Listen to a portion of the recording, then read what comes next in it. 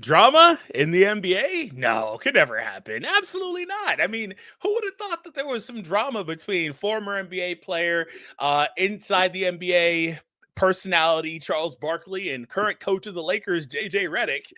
But I guess there is. So recently, JJ had some comments that basically pertain to the fact that he doesn't believe that the league is celebrated and talked about in the way it should be. Instead, it's probably veered more towards being talked about in a clickbaity way, things like that. And then Chuck takes exception to that and comments on it on the show, basically flaming JJ. But the way I feel about it may be a little bit different than the way you guys feel about it. So what do you guys think about this stuff? Post down below. Also, in the comments, I want him to see this. Trev's not feeling great, so just spam the comments. Get well soon. I appreciate it. Subscribe if you're new, all that fun stuff. You know the drill. So post down below what you guys think about this. So we're going to go over it in detail. But yeah, this is kind of crazy. I was debating doing this video, but I'm happy that we're going to get the chance. And by we, I was part of it.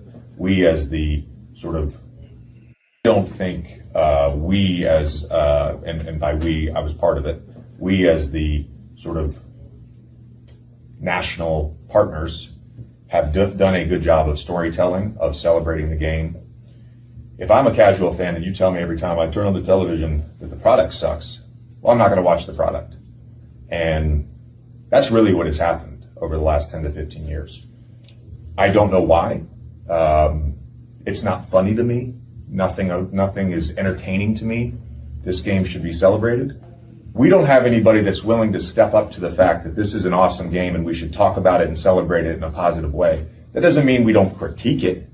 We should critique it, but we should celebrate it. And nobody's doing that. And the people that are have a small niche following on Twitter.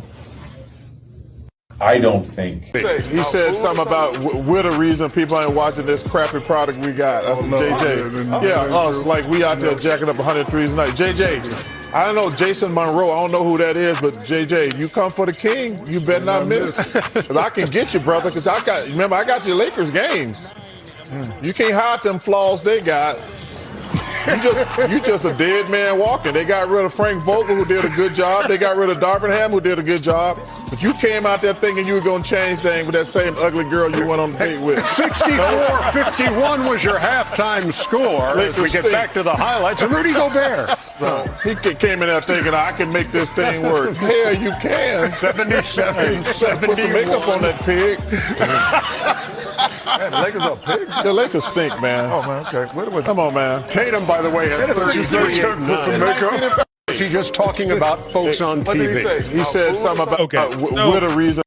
I'd like to say that if the goal was to be funny, I mean, Chuck's funny. I can't even lie. Chuck is funny. He said, you know, you're a dead man walking, put some makeup on that pig. You think you're gonna change stuff, man? Kind of crazy. However, I will say that I took note of the fact that Chuck didn't really actually have a rebuttal to what JJ said. He didn't actually talk about what JJ said at all. Because if you understand, JJ didn't single out anybody. He just said, we, the national media at large, have not done a great job over the last, I think he said 10 to 15 years of talking about the game the right way. And the people that are doing it are not really followed like that. And I think that's pretty fair to say. Like, I don't really know. I think that's pretty fair to say. And Chuck just responds by saying, the Lakers suck. You're going to come for the Kings, or the King don't miss. I cover your games. Like you're a dead man. He doesn't really say anything. And the irony with that is that I think he may have proved JJ right by going on a rant about the Lakers when they're supposed to be covering the highlights for that game. Like, it doesn't even make any sense. Why are you doing this here and now? It's so random. Maybe it's out of context, but regardless, they're supposed to be talking about what took place in that game, and they're not even on that. They're on an entirely different thing, which, again, in my opinion, probably proves JJ's point. What do you guys think about that? So one thing I'd like to say is JJ talked about how, you know, if you're going to tell us, you know, the product sucks, blah, blah, blah, blah, blah, then obviously, if I'm a casual fan, why would I watch it, right? And so here's a graph of NBA ratings viewership from 2000 2 all the way to 22. So it's a year outdated, but basically a 20-year span. Now, the tricky thing with the NBA is that if you're going to evaluate how the NBA is performing, it's extremely massive overseas, all over the world. It's got a really large social media following. And then if you're going to just flat out talk about why the product sucks, blah, blah, blah, blah, blah, there's about 20 different reasons why you can say, it sucks. You can talk about, they take too many threes. They do this and that. That's one of the things Chuck said. And JJ's actually said he doesn't necessarily agree with, but go figure, he's JJ Redick. So you could talk about a lot of different things, right? So it's just one of those weird talking points, right? And it just on the topic, because he kind of talks about the Lakers here. Are they special? Are they great? No, absolutely not. But they're right in the middle of the Western Conference. But the West is in a state where like 1 or 2 wins could kind of swing you up or down drastically. And I assume it'll stay that way for the duration of the season. So not just the Lakers, any team that's kind of in the middle of the Western standings, if they make a Dallas Mavericks 2023-24 season trade for like PJ Tucker, Daniel Gafford, they could see themselves maybe enjoy similar success. So I think that's where the West is. But the Lakers are on 7-3 in their last 10. They're kind of doing pretty good. Now's not the best time, but they are still the 6th seed. But that's half a game out of 4. Like that's how the West is. So overall, though, just kind of had to make that very clear, because he kind of talks about them like they're 14-19 and not 19-14. I digress. Doesn't really matter all that much. But, I think on the JJ point, I actually kind of agree with what JJ was saying, because when you think about the way the NBA at large is covered, especially when compared to other mediums like football, etc., it's not covered the same way. Like you have people that are actually talking about and celebrating football, because it's what it's always compared to, very, very differently. Are there clickbait headlines and all that stuff in football? Absolutely, right? But with the NBA, that's all there is. That's the difference. Is like the NFL has people that are breaking down plays, all that stuff, and people care about that. Viewers care about that stuff, but the NBA, it's not the case. It's not the case. The NBA is to a point where people just kind of think all they do is shoot threes, and yeah, it's kind of true.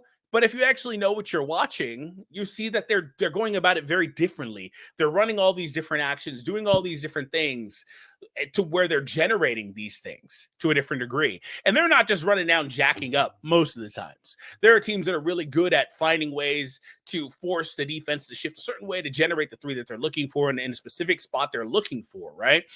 And so I think that's where it is, but we don't see that covered. We just see the guys like Stephen A. inside the NBA cracking jokes, care more about the subplots, care more about the headlines, and they talk about that. And then when it's time to talk about the game in any meaningful way, it's a Jordan LeBron debate. It's this. We don't see the game.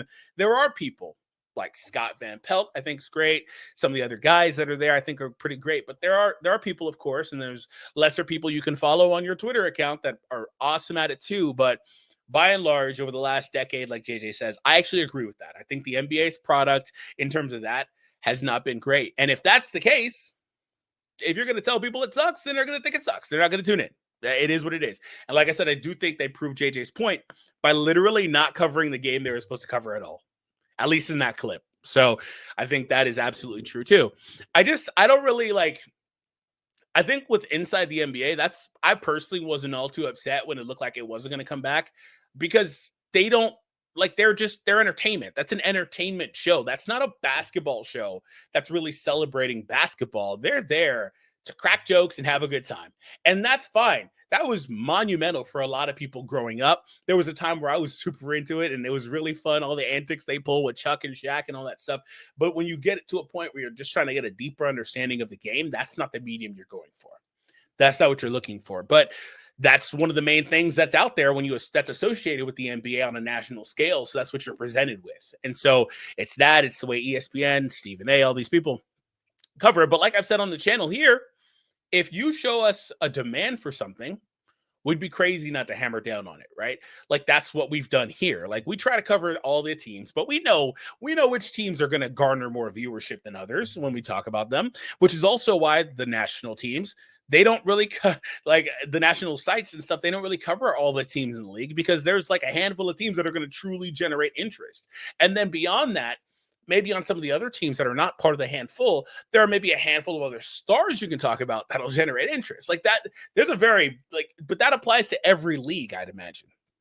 So it's just kind of tricky. But the NBA, I think that if you're going to talk about the product, I do think that could be where it starts. And I think that this is a whole trickle down thing. It's not just national media. It's also, the play-by-play guys with the team. Some of them are fine, right? Some of them are fine. I don't care so much about like the local play-by-play guys. It's more or less like the ESPNs, TNTs, and stuff like that with their crews. I don't think they're great most of the time. Sometimes they are. But I think that this is a whole trickle down thing. But regardless, like I said earlier, if the goal was to be funny, Chuck got it, because he did flame JJ with the dead man walking stuff. That was, whoo, boy, that was funny. But Chuck has not really been happy with the Lakers for a while. Like he said, he thought Frank and Darvin did good jobs, and they fired them either way. So, all right. Anyways, guys, I hope you all enjoyed this video. Make sure to hit the thumbs up and subscribe, and we'll see you all in the next video.